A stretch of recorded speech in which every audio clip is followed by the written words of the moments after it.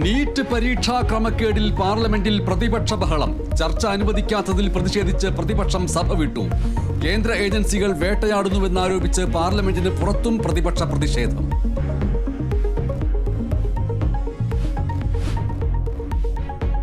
പോലീസുകാരിലെ മാനസിക സംഘർഷം കുറയ്ക്കാൻ പദ്ധതികൾ നടപ്പാക്കുകയാണെന്ന് മുഖ്യമന്ത്രി.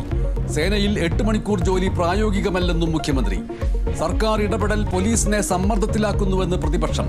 അടിയന്തര പ്രമേയത്തിന് അനുമതിയില്ല, സഭ വിട്ടിറങ്ങി പ്രതിപക്ഷം. കളിയിക്കാവിള കൊലപാതകത്തിൽ 2ാം പ്രതി സുനിൽ കസ്റ്റഡിയിലെടുത്തത് പോലീസ് സ്റ്റേഷനിൽ കീഴടങ്ങാനെത്തിയപ്പോൾ. കൊലപാതകത്തിനായി സർജിക്കൽ ബ്ലേഡ് നൽകിയത് സുനിൽ.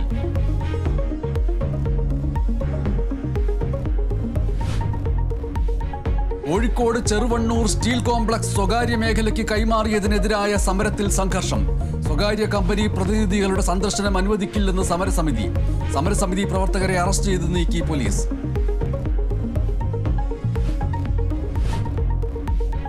മലപ്പുറം കോഴിപ്പുറത്ത് 4 വിദ്യാർത്ഥികൾക്ക് ഷിഗല്ല സ്ഥിരീകരിച്ചു. ആരുടെയും നില ഗുരുതരമല്ല.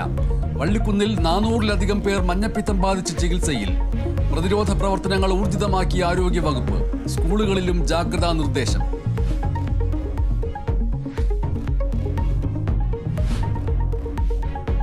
വർഷങ്ങളായി തകർന്നടിഞ്ഞ് തൃശൂർ കയ്പമംഗലം കമ്പനിക്കടവ് റോഡ്. മഴ കനത്തതോടെ റോഡ് ചെളിക്കുളമായി.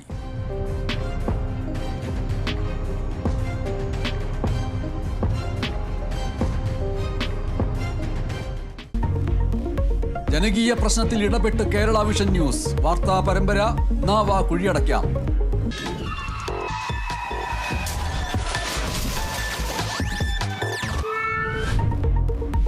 യൂറോ കപ്പ് പ്രീ ക്വാർട്ടറിൽ ഫ്രാൻസ് ബെൽജിയം സൂപ്പർ പോരാട്ടം. മത്സരം രാത്രി 9:30. ക്വാർട്ടർ ഉറപ്പിക്കാൻ പോർച്ചുഗൽ. എതിരാളികൾ സ്ലോവാനിയ.